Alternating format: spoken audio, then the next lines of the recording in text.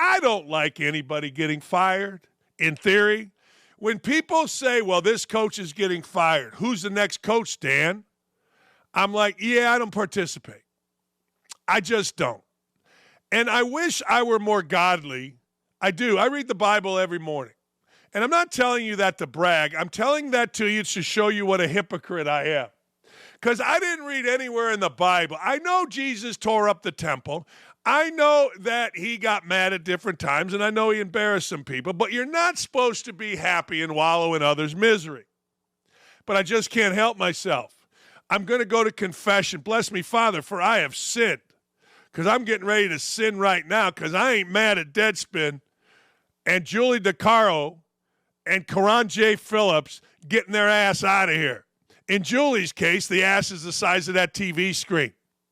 Now, this is what Deadspin is all about. Remember Deadspin? See the kid's right side of his face? Deadspin took a picture from that side and said this kid was wearing blackface, when this kid, in fact, is a Native American 9-year-old. They couldn't wait to shame him. Julie DeCarlo and her big fat ass could not wait to jump in there. Karan J. Phillips, who is the dumbest human being alive. It was funny. I got in a hassle with him years ago, and my buddy Frank Isola sent me a text, don't waste your time. He's the dumbest human being. But he was a DE hire then. Hell, he worked for the New York Daily News. I think it was the Daily News, and he lived in Atlanta. Why? He's a brother. You live wherever you want and work through New York. And he's always been an entitled little punk. He just has been. So you see all of these. Ryan Tannehill's support for young Titans quarterback is because he's white. Yeah. So Karan J. Phillips makes a name for himself defaming a child, but he was always a racist punk. And that's the biggest thing. Look, I ain't mad at some of the quote, social activists. In fact, I have declared myself a social activist. But I got to tell you, when you attack children and then you pile on children, I'm glad you got fired. Here's what happened. There's a company out of England. Deadspin was sold to a European firm, Lineup Publishing. And the first thing that firm did was fire everybody. Everybody. Now, Julie DeCaro, because she's such a dumbass, she's such an entitled victim, here's what she had to say in a tweet from her locked Twitter account. Yes, this gutsy person, this horrendous human being that attacks everybody, when attacked, I'm going to lock my Twitter. So we just got half an hour's notice that Deadspin has been sold to a European startup. They're not taking any staff, already locked out of the company Slack and our laptops. Julie, take your 6 hot dogs and a big hot brisket sandwich and walk your ass to the streets where you belong, because you have been awful to every single person that has encountered you. You have been awful. You have been a liar. You have been somebody unworthy of even the cesspool that is journalism, even the cesspool that is Deadspin. See, any company with any self-respect would understand, here's the deal. Deadspin sucks. The writers are dumbasses. The writers are racist. The writers are fake victims. We got to get rid of them, and they did. But here's the caveat, and this is where it may get interesting. See, Deadspin is getting sued by the family of that little boy. I got to believe that the new company takes over liability. Now, I'm no attorney. I will defer to Clay on this, and I will watch through Clay's Twitter on this. But I would think that you take on all the liability that comes with any legal action pending. You know how bad these people were at Deadspin? Do you know how god-awful they were? You know what? This is how god-awful they were. Hey, look, we'll take on a lawsuit that sucks just to get rid of you, Julie DeCaro, just to get rid of your dumb ass, Karan J. Phillips. Look, I'm going to hell for this. I'm going to have to answer for this. I understand. And that's kind of the way I think. When I have to answer for this in front of St. Peter at the pearly gates, saying I'm going to beat up Scottsburg's board of trustees or school board over a young coach? Nah, St. Peter will walk me in. Saying I wouldn't go swimming with some fat-ass liberal professor from the West Coast? Nah, St. Peter will walk me in. This one I may have a problem. Although now that I think about it, St. Peter's seen the nonsense these clowns do, so I think I'm doing God's work right now. That's right. I'm doing God's work. See how I flip that around? The mind of a Catholic can flip quick. It goes from, oh my God, I've got Catholic guilt for saying this, to wait a second, I'm doing the Lord's work. Julie DeCaro, her ass, from here to that wall, and Karan J. Phillips. Really? Karan J., huh? Okay.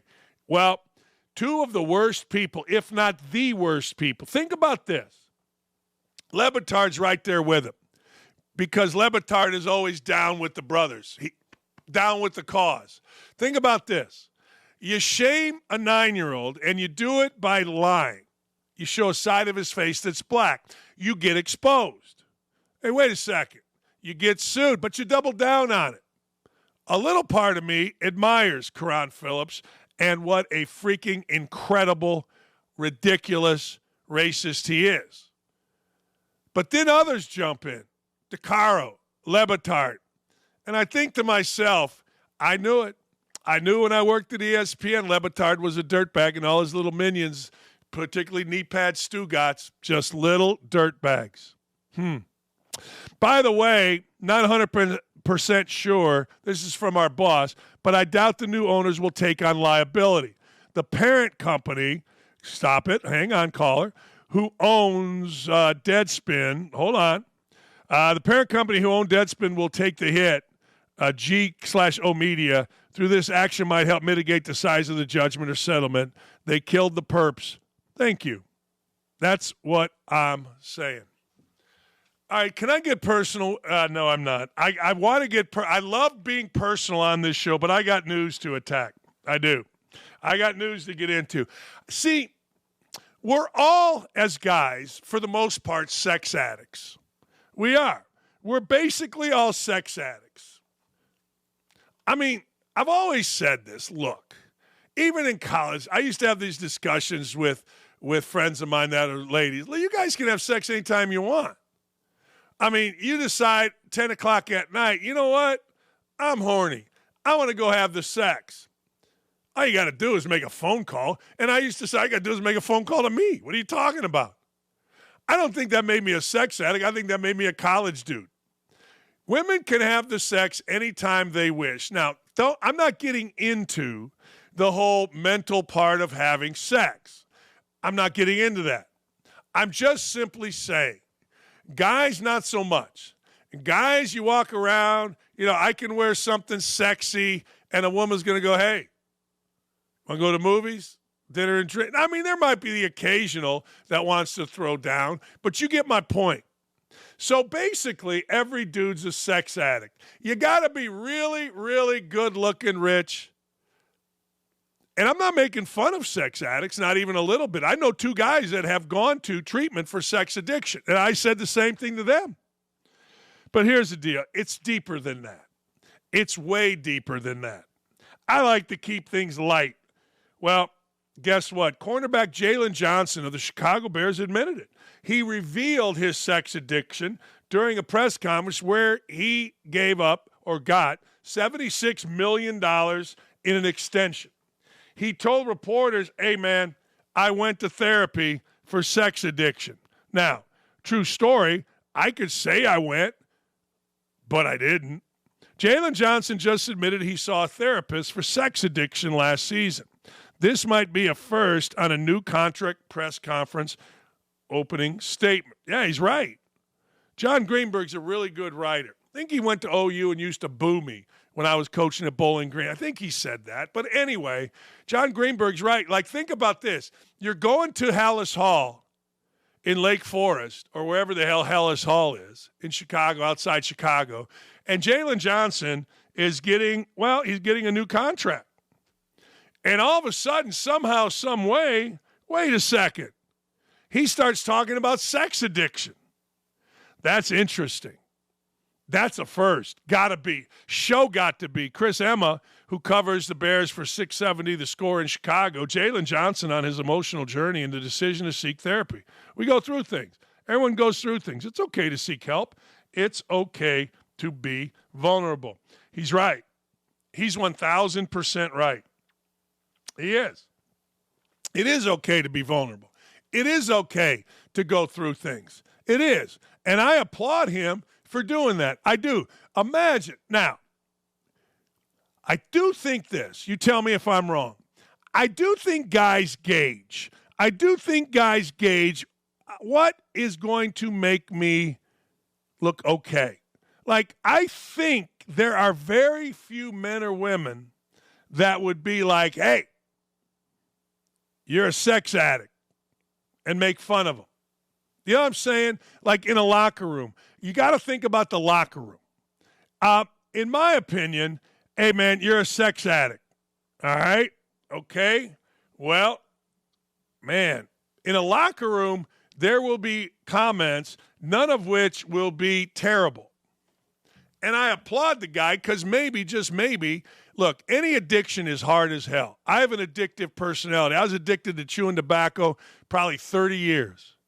Finally, one day, because of a reoccurring dream of my daughter being dead, of me being dead, oh man, floating over my daughter's wedding, I finally just quit cold turkey, said I'm out. Addiction's a mother. I mean, I would probably back, if this show were done 15 years ago, I'd probably be doing a show like this with a dip in. That's how I used to do my radio show when it was on TV. A little dip in. I understand addiction is bad, and I applaud Jaylon Johnson for stepping forward. I do. It's not an easy thing to do, admit in front of the world that you have any type of addiction. But I applaud him. I just don't think I'm good looking enough. Now, maybe that's unfair. Let me talk about that for a second because I just thought about this. I'm watching the show The Killing. And you know what?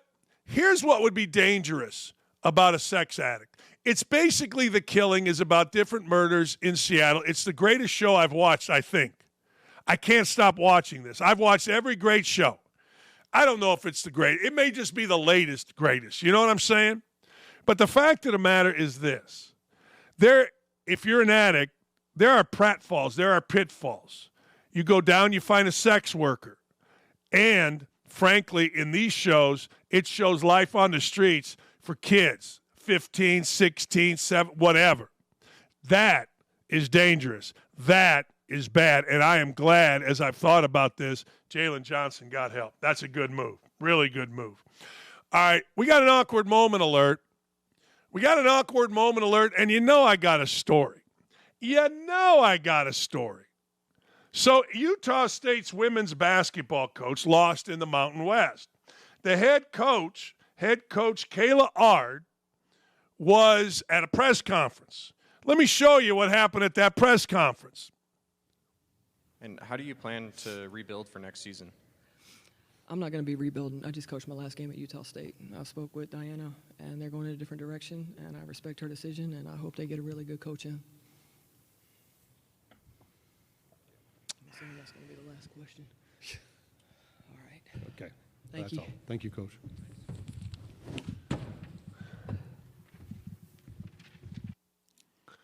See, I went the other direction.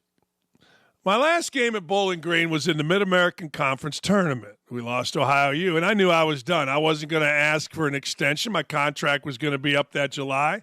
I wanted to move on. I'd been there 10 years, and we were not very good, but I knew we were going to be very good, but I was done. I had a new AD who I thought and continue to think is just a douchebag. He's now the AD at Xavier. His name is Greg Christopher. Just a douchebag. Anyway, like we won a bunch of games on last-second shots. I'm like the king of under 2 minutes when I was coaching. You can look it up. It's like Williams, Krzyzewski, Doc. I mean, I'm in literally that company for games won in the last 2 minutes. I'm a freaking genius when it comes to basketball, if you want to know the truth. I'll say it because no one else will, but it's a fact. Anyway, I knew I was done. Go to the press conference. The media there knew I was done. The Indy Star had this big one. She was a big old gal, knew nothing about hoops. But every time they showed a picture of me at the Indy Star, it was me screaming and the article, whatever. Okay.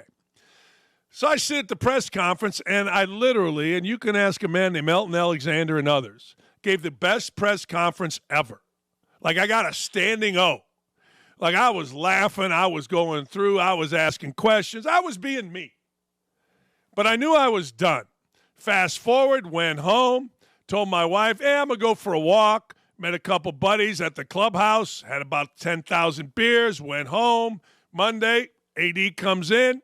Hey, Dan, I go, here's the deal. Here's my thing. I'm going to have this released and nationally, and I'm done here. And he looked at me. He didn't like it because I think he wanted to fire me.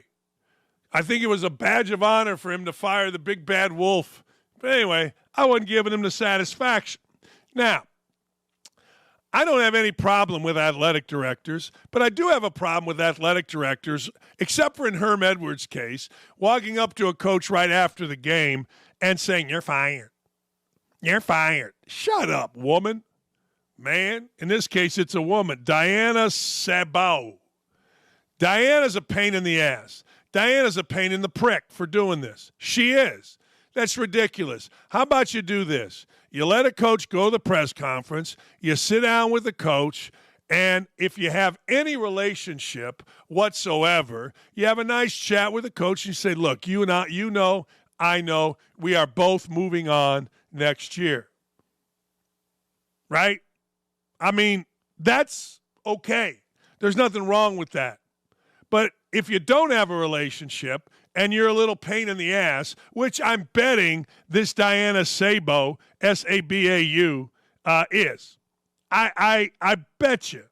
I'll bet you. And, of course, we appreciate everything Kayla and her staff have contributed, however, is the best interest of the program to make a change. Now, I got, sympathy is between shit and syphilis in the dictionary. She was the 9th head coach in program history. She was 20-90, 10-62 in the Mountain West, 2-16. 5. So, look, you understand. I understood, but I also understood that I was playing, without my 3 best players for the last 2 years of my time there, and that we had a loaded team, which eventually, by the way, and this is what old coaches do, which eventually I told the AD, look, whoever takes this job is winning the MAC within 2 years. Guess what they did?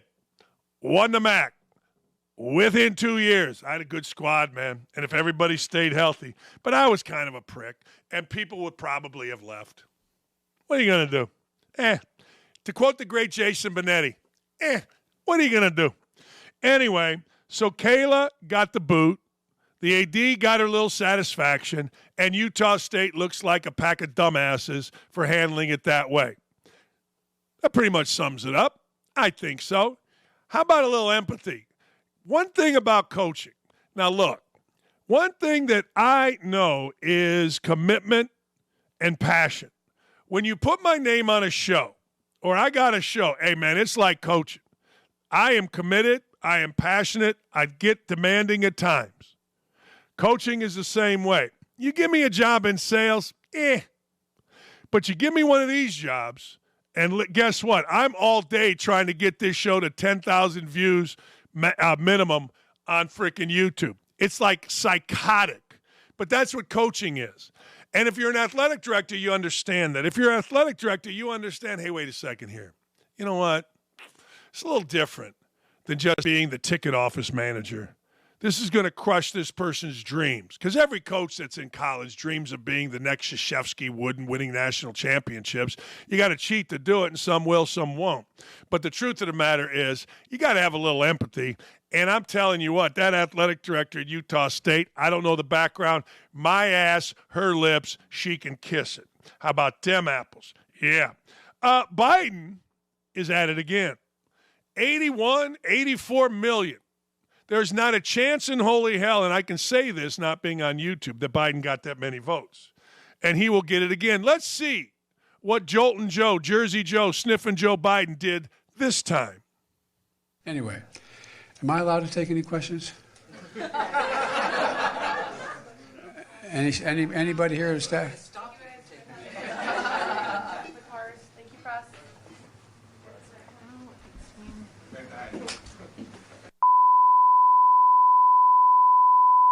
And the feed went dead. Are we not? We got a little technical difficulty. We didn't show that, or did you show it? Oh, we got a little technical difficulty. All right. Biden just stammering around. He wants to know if he is allowed to take questions. And once he does, the C-SPAN feed went dead. See, why are we protecting the president? Why are we attacking a former president? And why are we protecting the current president? I mean, is it really that important to all of you in the media that this guy's the president? Is it really that important? I mean, I get it. You hate Trump. The biggest fallacy I love about what I hear Trump is what What's-Her-Face said the other day. Who's What's-Her-Face? Hillary Clinton. We must save our democracy. Well, the guy was president for 4 years. We didn't lose our democracy. What do you think? There's an insurrection. Was there really? I mean, hey, look, I don't know. I'm not going to lie to you. I may be the one human being alive that did not pay attention to January 6th. I didn't. I don't know what I was doing. I don't care what I was doing. I wasn't paying attention. You want to jump over walls and go in Congress? Knock yourself out. You want to put a Viking hat on and go sit in Pelosi's seat? Knock yourself out. I don't care. Doesn't matter to me. But I know this. Oh, let's replay it. Let's replay it. Thank you, Tyler. Anyway, am I allowed to take any questions? Anybody here to staff?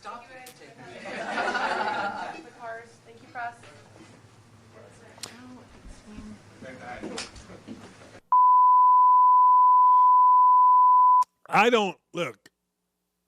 I'm not media. I'm a personality. I'm an entertainer. I'm basically Dean Martin, basically, without the hair and the voice and the looks. But that's who I am. And I really dislike Joe Biden. I'm not going to lie to you. I don't know if you're supposed to say this. I assume an audit's coming my way. But I really do. No, I really do. And the fact of the matter is, you should too. I mean, look, my thing is this. People say, well, Trump lied more. That may be. But Biden's lies seem more personal to me. Biden's lies seem like, you know what? Golly gee. He just looks at us like we're all stupid. He's not. And away we go. And I don't like that. I don't like when somebody personally lies to me. I always use Greg Doyle, the columnist of the Indy Star, for that. When you just lie and it's personal, I don't get mad. I just lose respect. Like I look at Biden and I'm just, I don't know. I just sit there and go, man, how can this guy just sit there and lie to us? And the other part of it is, who in the hell are in these audiences that sits there and laughs at him, with him, not at him? Look, if you're laughing at him, I'm down to clown. I am 100% down to clown. If you're laughing at Joltin' Joe Biden, I'm in, baby. I'm in like Gunga Din. But if you're laughing because he's the president and we respect, I got to tell you, man, you're out of your freaking mind. Laughing with or at that guy is insanity because he's a moron. That's the way I see it. What do I know? Well, frankly, I know everything. I got a couple of interesting stories here. Everybody in America loves Dave Chappelle. Everybody in America should love Dave Chappelle. I mean, what's not to like? I like Dave Chappelle. I think Dave Chappelle's great. I'm not like, I got to see the next Dave Chappelle special. And then I saw the latest one, and I'm like, it's all right. You know what I mean? Like, he's okay. Yeah, he's good. Yeah, he's okay. All right. But Netflix is defending him, and I'm shocked. Netflix, by the way, is in Hollywood, the business of Hollywood. Here's what the CEO, Ted Sarandos, said in defending the comedy specials of Dave Chappelle. Keep in mind that we try to do a variety because Netflix itself, people like some shows and not others. That's why we have so much to watch on Netflix. Tastes are diverse. And certainly within comedy, the point I was trying to make when people got angry was the idea that if you don't like the idea, switch it and find another one. That's what I've always said. People like to think about all kinds of diversity except diversity of thought. Really? No kidding, huh? I'm stunned by that. Of course, we like diversity. Oh, I have a black friend. Oh, I have a white friend. Anyway, diversity of thought makes people crazy. Wait a second. You must think like me. You know, it's funny. Every time on X, Twitter, whatever, that somebody comes at me, I mean hard, and they look like a human being, I always go look at their tweets. 99.9%, if they're not from West Virginia or an old fat woman, an Indiana alumni, guess what? They're pro-Biden. And they can't stand, and they try to squelch or insult anybody that isn't pro-Biden.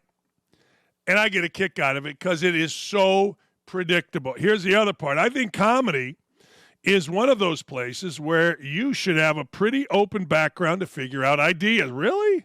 And ideas have to live through conversation. I think comedy is a great place to start the conversation. That's Netflix CEO Ted Sarandos. Sarandos. Now, the people that are criticizing Dave Chappelle are a minority. Of course they are. They're a minority, but they're a loud minority because we're all supposed to act with, oh, my God, he offended the gay community. Well, what are you going to do? He offends everybody. He offends white dudes. He offends black dudes. So what? It's comedy. Think Don Rickles. Go back and watch Don Rickles and some of those guys. Literally, you rainbow-haired freak, your head will explode. It will. It'll absolutely explode.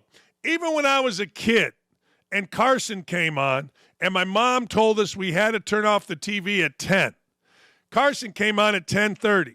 If I knew Rickles was on, I stuck a clothes underneath the door so the light of the TV, which was about that big in my brother in my room, wouldn't go underneath the door because I had to watch Rickles. And then I would move the TV close to my bed because I had to watch Rickles. I love me some Rickles. Sorry, but I did. He insulted Catholics, white dudes, African American, you name it. He insulted it, and you know what? He was funny as hell. I like that stuff, but who am I to say? I like a lot of stuff.